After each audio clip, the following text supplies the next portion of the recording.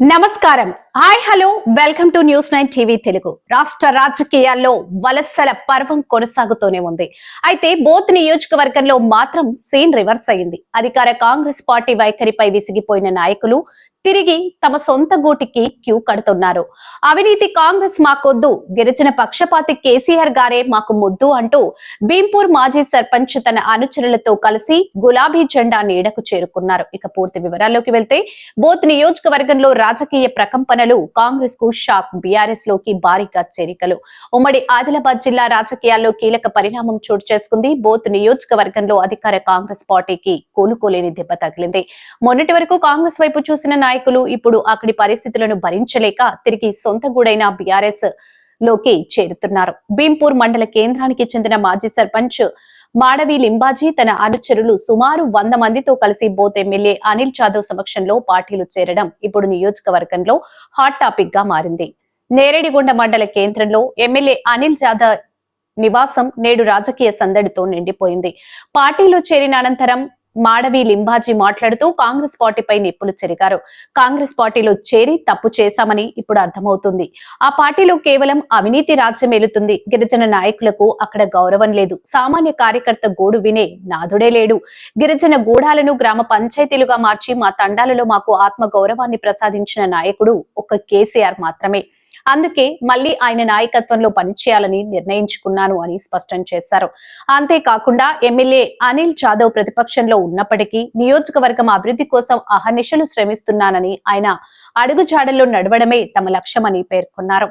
ఈ సందర్భంగా ఎమ్మెల్యే అనిల్ జాదవ్ నూతనంగా పార్టీలో చేరిన వారికి గులాబీ కండువా కప్పి సాదరంగా ఆహ్వానించారు.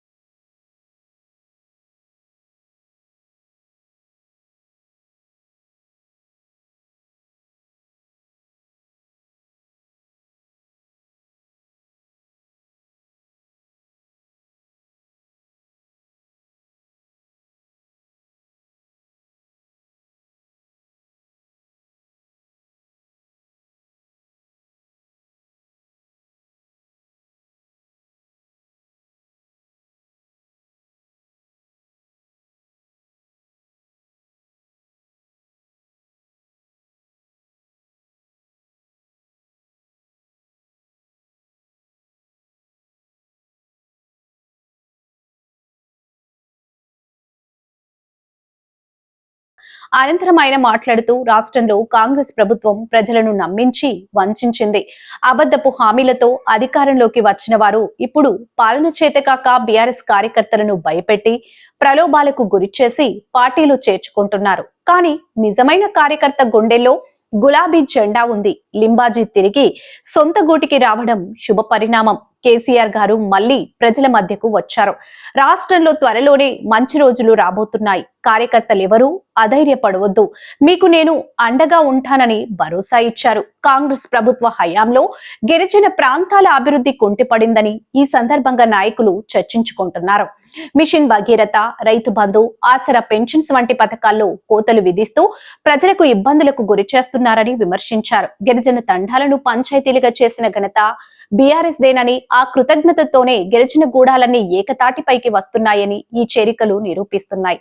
ఈ కార్యక్రమంలో భీంపూర్ మండల కన్వీనర్ నాగయ్య, మాజీ జెడ్పీటీసీ సుధాకర్, మాజీ ఎంపీపీ సంతోష్, పార్టీ ముఖ్య నాయకులు కేమ శ్రీకాంత్, మాజీ సర్పంచ్ గంగయ్య, యువ నాయకుడు నితిన్ మరియు వందలాది మంది కార్యకర్తలు పాల్గొన్నారు. ఈ భారీ చేరికతో భీంపూర్ మండలంలో బీఆర్ఎస్ కేడర్ లో కొత్త ఉత్సాహం నెలకొంది.